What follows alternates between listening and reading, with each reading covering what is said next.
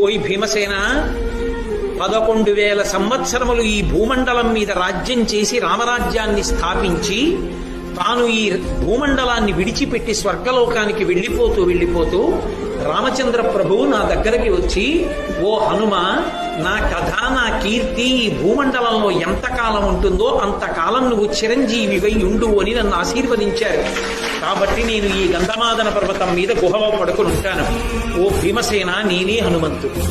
హనుమ 100 యోజనములు దాటారన్నావే, నేనే. నువ్వు నాకు సోదరుడివి, మన ఇద్దరం వాయుపుత్రులం. కాబట్టి నిన్ను చూడటం వల్ల నేను చాలా ధన్యుణ్ణయ్యానయ్యా, చాలా సంతోషం పొందాను. భీముడు కూడా అన్నాడు, మహానుభావ, మీ వంటి వారి దర్శనం అవడం అంటే మాటలా? అందుకొచ్చింది ఆ సౌగంధికా పుష్పం.